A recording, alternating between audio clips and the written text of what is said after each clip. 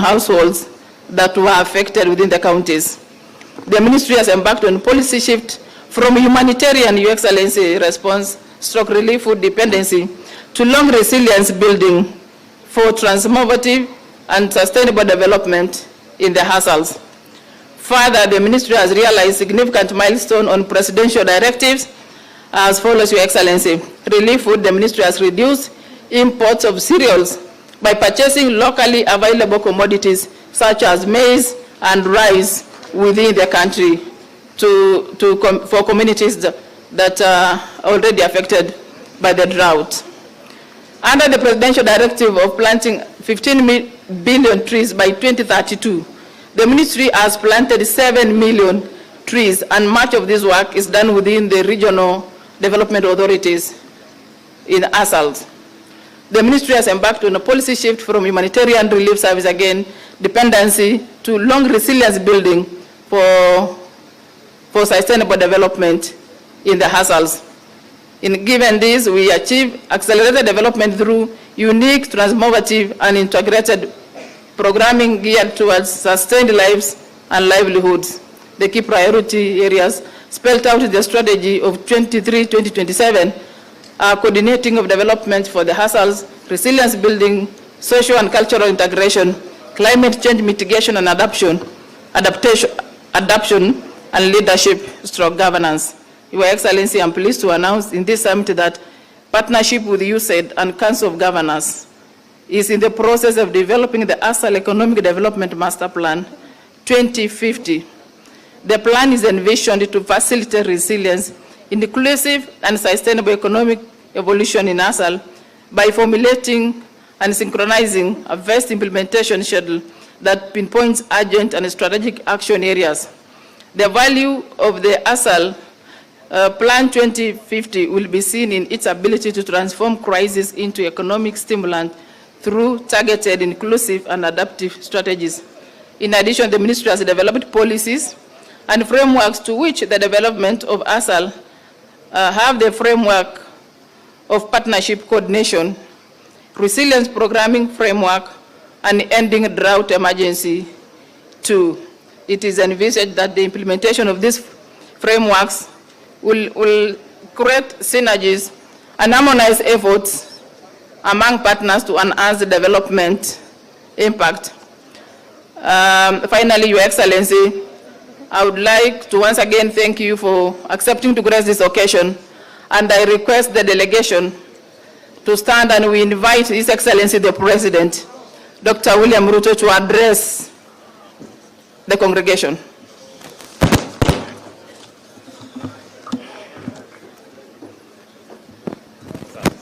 Thank you.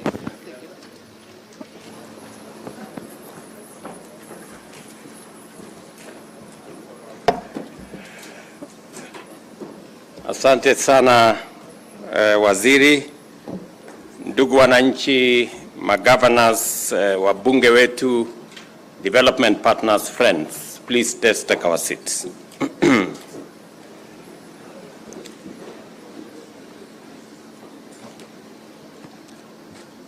Excellencies, ladies and gentlemen, first let me appreciate the warm welcome by the people and the leadership of this county to all of us who are attending this occasion today. Thank you very much for welcoming us. Let me also congratulate the leadership of the Pastoralist Leadership Summit for organizing this occasion, and I am honored to participate in this important event and address this esteemed gathering of leaders from Kenya's pastoralist communities. Previous editions of this forum have not only been enlightened, but have also provided valuable insights that inform the development and implementation of crucial policies, programs, and projects. I am confident that this fourth Pastoralist Leadership Forum and Summit will uphold that tradition and deliver meaningful outcomes that will inform, and I have listened very carefully to the patron who has read some of the resolutions here, Some of the resolutions that you have arrived at in this forum will inform policy of government going forward. This forum underscores the aspirations of our pastoralist communities for resilience, productivity, sustainability, and economic transformation. It also demonstrates our shared commitment to pursuing and achieving shared inclusive growth at all levels and in every part of the Republic of Kenya. The work set out for this summit is both substantial and significant, requiring pastoralist leadership to rigorously evaluate the implementation process of policies and programs, identify gaps in the strategies as we implement, and formulate a clear way forward to enhance pastoralist value chains, unlock development financial resources, generate higher incomes, and promote inclusive economic transformation.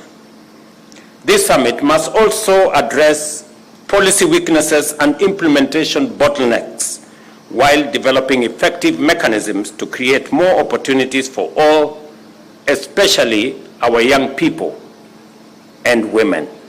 I see the women leadership here speak with a lot of passion and defend their place in leadership of our country. They should have recognized, however, that the CS responsible for this event is equally a pastoralist girl from the body of this pastoralist summit.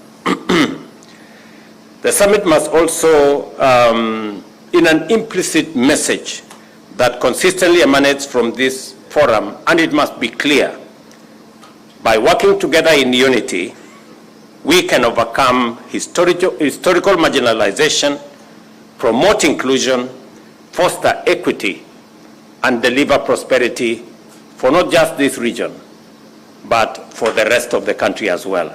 I listened to the chair of the FCDC, and he said correctly that the fortunes of our pastoralist communities are intertwined with the fortunes of the rest of Kenya. There cannot be, in my very honest analysis, a progressive Kenya without a progressive pastoralist community. 85% of Kenya is arid and semi-arid. And therefore, if we have to speak positively about the progress of Kenya, it is not possible to leave behind 85% of Kenya that is arid and semi-arid.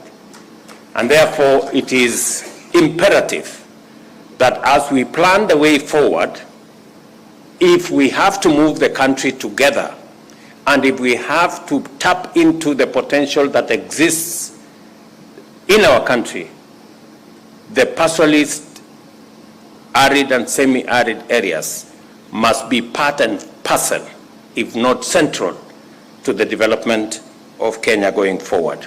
In any case, the greatest potential today exists not in the rest of Kenya, but the greatest potential exists in arid and semi-arid areas, in the pastoralist community areas.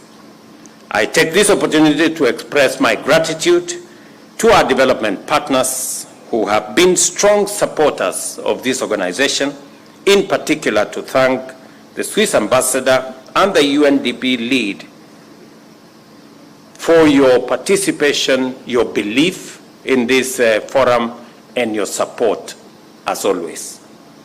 Your consistent support has been invaluable and has gone a long way to facilitate the implementation of important strategic objectives. Thank you for complementing the government support in this event and in the programs that we run together. To build on the foundation of previous summits, pastoralist leadership must effectively address financial and policy challenges hindering the full realization of economic potential of pastoralist people and region. Key areas that call for strategic attention include ending drought emergencies, scaling up fodder production, formulating a camel value chain strategy, privatizing livestock vaccines, and improving the overall livestock sector. I am very clear in my mind, and I have given very firm instruction to the minister responsible for agriculture and especially livestock on the focus on livestock. We haven't given livestock the attention it deserves. And I am very clear in my mind that it can contribute much more significantly to our GDP if we had correct policy initiatives funded appropriately as is required and provided an offtake mechanism for our livestock keepers. Let me say the following, that in our strategy, livestock from dairy to beef and everything in between is part and parcel of what we imagine and believe that this should inform the way forward, especially in developing our agriculture and livestock sector. It is the reason why we have made a conscious decision to expand market for our livestock products. We must think about market for our meat products. We must think about market for our skin and hides. We must think about markets for the entirety of the livestock value chain. It is the reason why we have committed £1 billion shillings to complete, for example, the Kenania project that is going to deal with our skins and hides. It is the reason why we are investing in Narok, additional resources to make sure that we build the capacity for handling our hides and skins and to begin the journey to make sure that these hides and skins translate into products, whether we talk about shoes or other leather products manufactured in Kenya.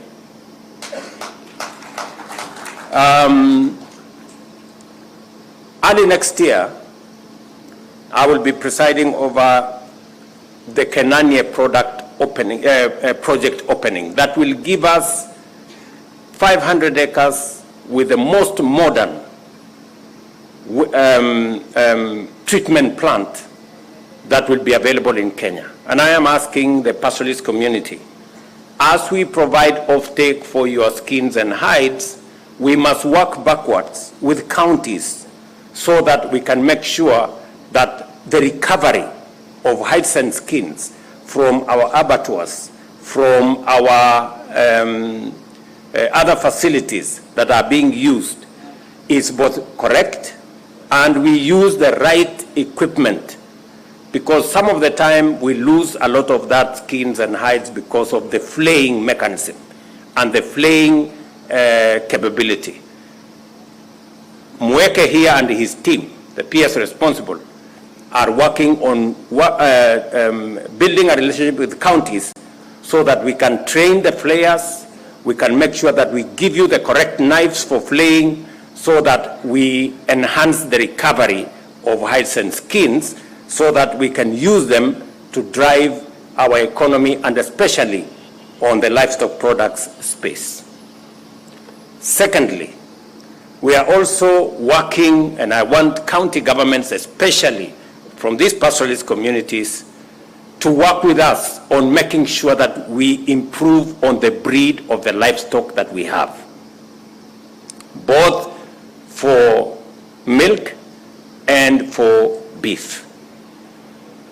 When I met Prime Minister Modi, we agreed that we are going to have a collaborative program that is going to enhance the quality and the types of livestock that we keep, especially those that are sensitive and those that can sustain the climatic condition that exists in our arid and semi-arid areas.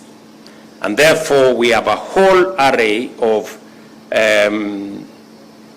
interventions, and we are looking at how we can reduce the cost of artificial insemination, how we can make it much more accessible, and how we can build the capacity to produce more locally. Also, to make sure that we open up market for our livestock products, we must manage our disease prevalence. We must manage the diseases that come with ticks and all the other things that come along. And it is the reason why I have made a policy decision that because we have never been able to manage disease around Kenya, because we vaccinate in one county, the other county has not vaccinated, disease move from here to there. We are going to carry out a national campaign, a national vaccination exercise that is going to make sure that we vaccinate our 22 million heads of cattle and 50 million heads of small stock, goats and sheep. And that exercise is because it is necessary. That vaccination is necessary because we want to create a disease-free country, and so that we can market our livestock products to destinations that today we have been denied access to certain destinations because of our disease control inadequacies. That is the primary reason. And for the avoidance of doubt, the vaccines that we will be using are produced in Kenya by Kenyans. Kevevapi, our own institution, is going to produce these vaccines. We have one of the largest vaccine producers in Africa, in Kenya. Today we are selling vaccines to other countries. And I want to tell livestock keepers, starting from myself, because among the livestock that is going to be vaccinated is my own cattle. You know? So there is an evil spirit in Kenya that is resident in some leaders. They churn out falsehood. They oppose everything for the sake of opposing. I mean, foot and mouth disease, PPR, are diseases we have been fighting ever since I was born. It is nothing new. So anybody opposing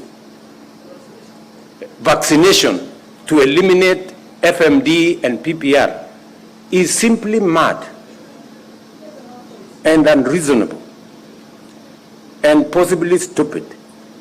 I mean, honestly, how else can you explain? You know? Or maybe they don't have cattle, maybe they don't understand what this is all about, you know?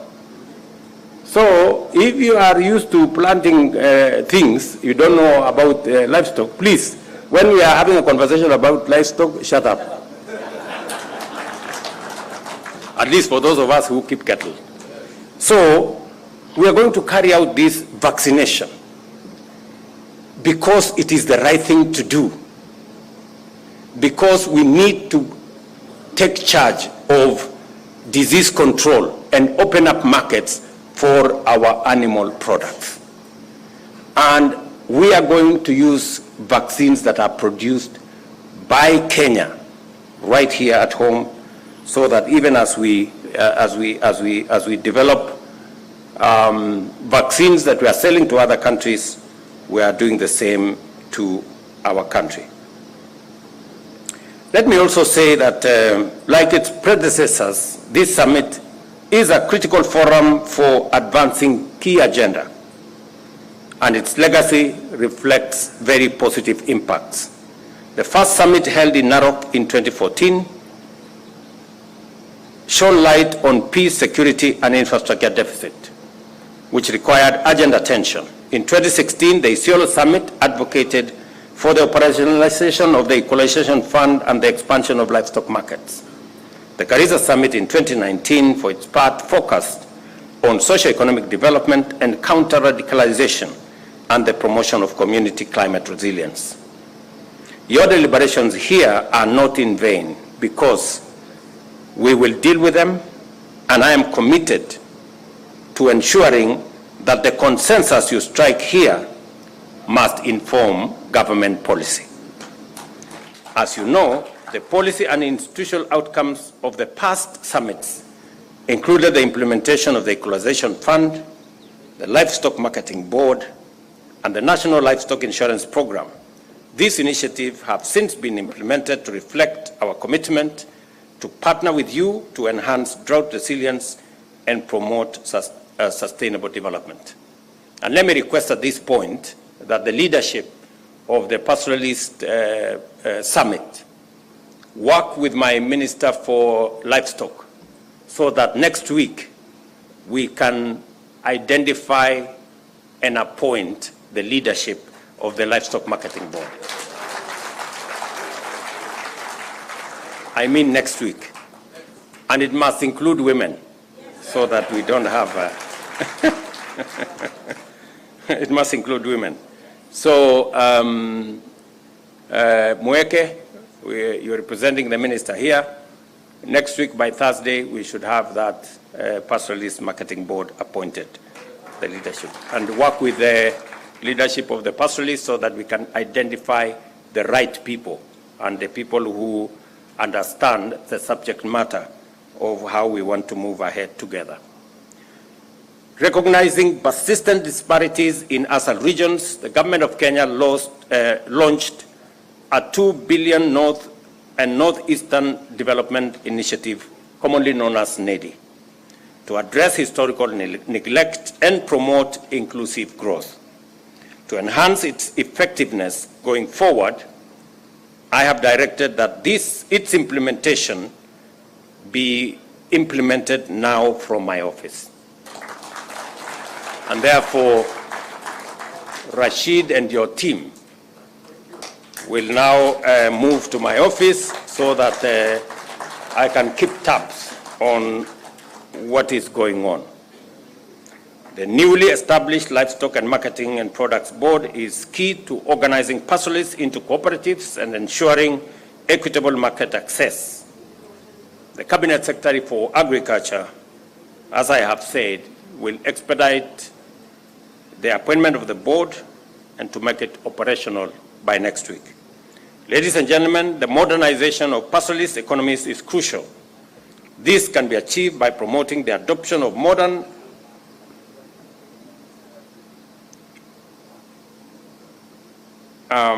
cooperative frameworks to manage production and increase the productivity of livestock and natural resource value chain. In this connection, I have instructed the Cabinet Secretary for Cooperatives to strengthen cooperative movement in northern Kenya and work with counties to train those responsible for the management of these cooperatives. Additionally, Equalization Fund continues to mitigate marginalization, having supported many projects in the past. And I was looking at the statistics this morning. You're all aware Equalization Fund was set up subsequent to the 2010 Constitution because of the inequalities that existed in our country and the need to bridge the gap between counties and regions that were way ahead of the others. I know there have been many policy changes in between, but the numbers speak for themselves. When I was asked by the pastoralist leadership for the full implementation of the Equalization Fund, I can now confirm that between last year and this year, we have identified 1,200 projects, and we are funding those projects to the tune of 18 billion Kenya shillings. Let me also say that for the 13 years, 12 and a half years that the Equalization Fund has been in place, For 12 years, the government of Kenya spent 12 billion. In 2 years, my administration is spending 18 billion. And I want to commit that in the next 6 years, by God's grace, we're going to make sure that no shilling that was meant for equalization is lost. We are going to make sure that every shilling is accounted for, and if there will be need for us to extend the time for this equalization fund, we will, to make sure that we ultimately make sure that this project is done properly. Let me also confirm that I agree that extending this program to cover 32 counties makes it inefficient. And we are spreading it too thin across too many projects and missing the impact it is supposed to create. And therefore, we will be rationalizing, we will be having a rethink of this equalization fund, and the ministers responsible will, in the first quarter of next year, provide us with a policy direction that will be approved by Parliament so that we can limit the extent to which this equalization fund is spread and make sure that we create greater efficacy. I know at the moment the projects are identified in wards, making it too small. We have too many small projects in too many places, and we end up with coordination problems, we end up with implementation problems, and we end up missing the impact that this equalization fund was supposed to give.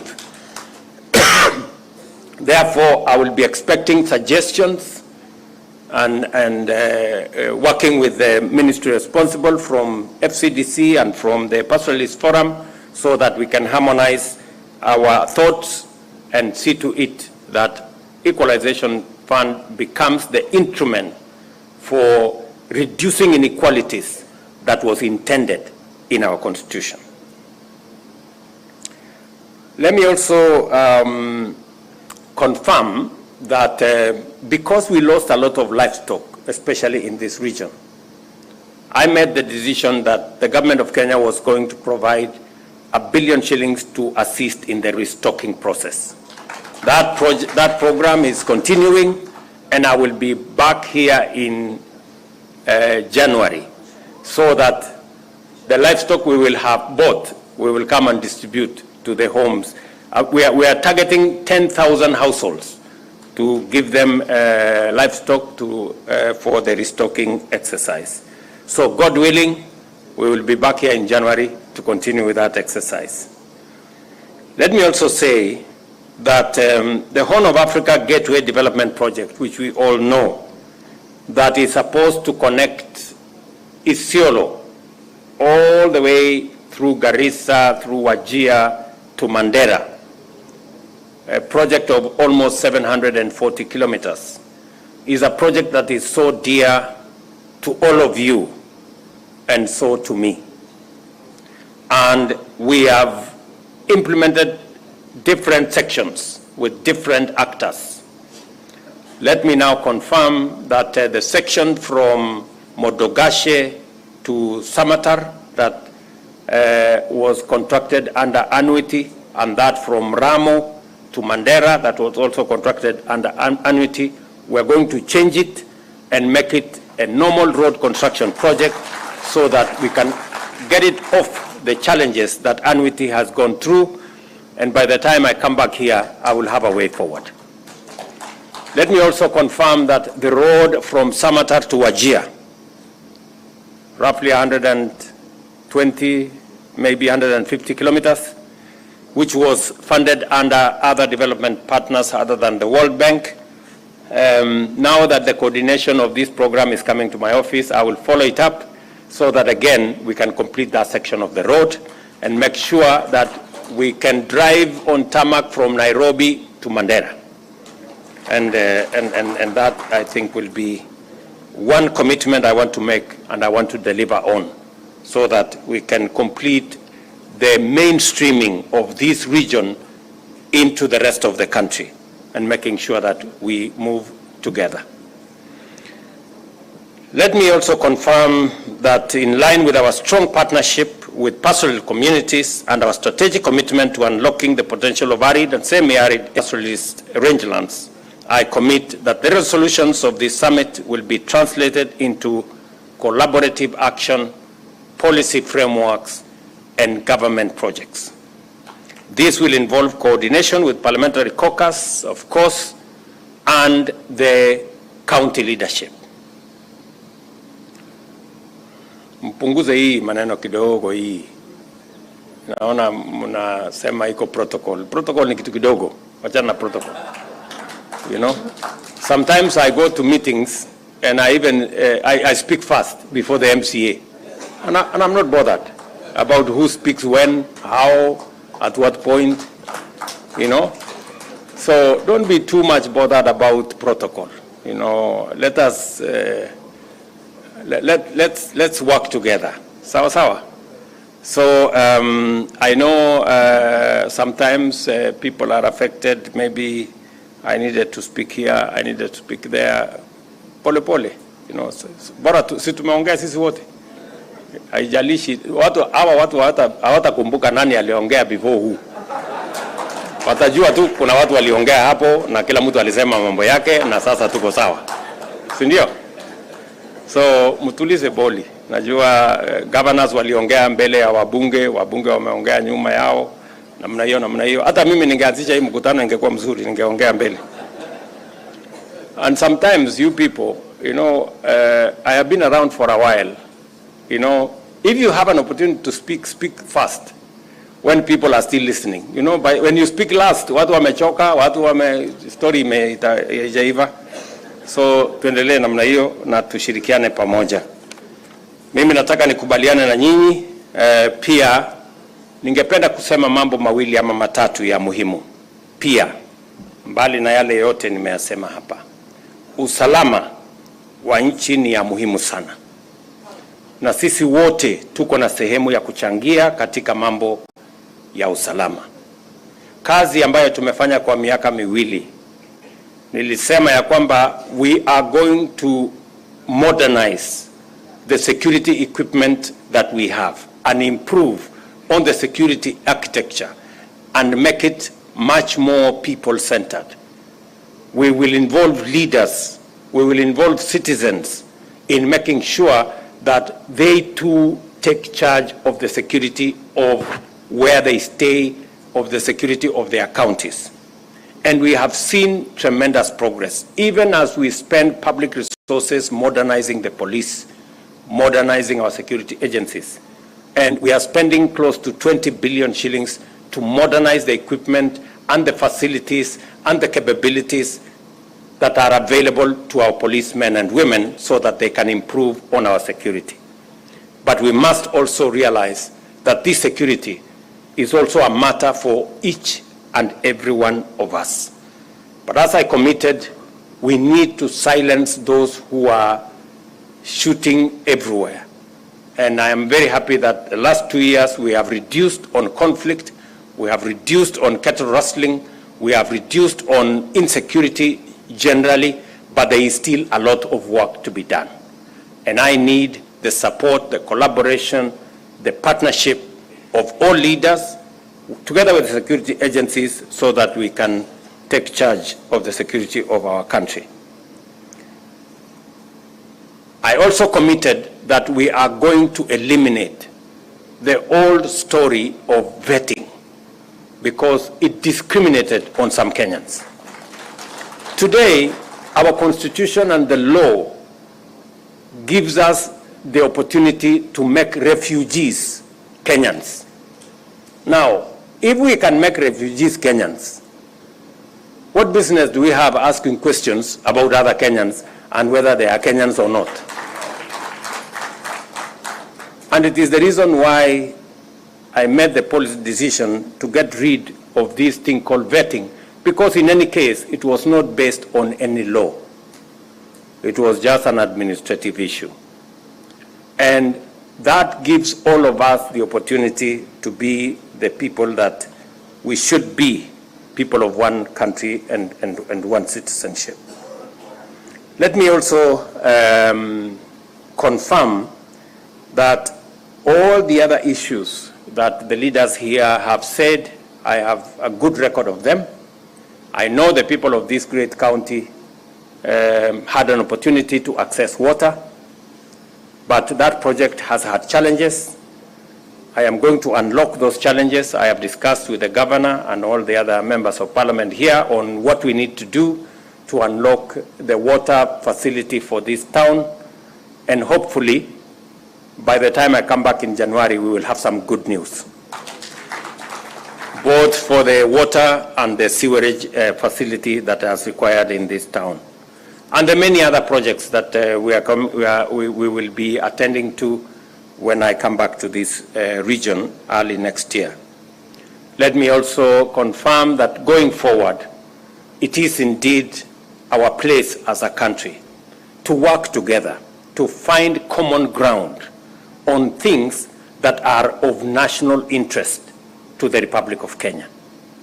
It is the reason why I am working with the former Prime Minister. It is the reason why I have reached out to the former President. It is the reason why I will reach out to all other leaders so that we can fashion a country that all of us believe in, a country that we can all have a stake in and participate in its full, in realizing our full potential as a country.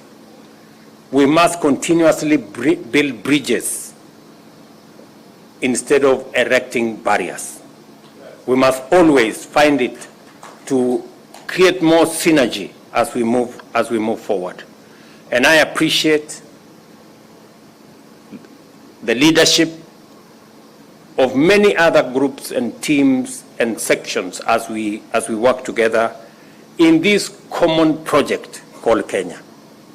It is not an individual program, it's not a personal project, it is a collective effort.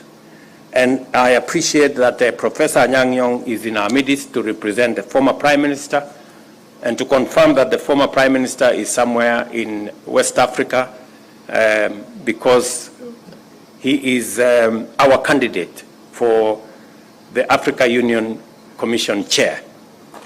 And collectively, our support is necessary so that we can use his talent, his expertise, his knowledge to drive the African agenda, because Kenya cannot succeed if Africa fails. We need a successful Africa to have a thriving Kenya. So that's also very important to me and to all of us.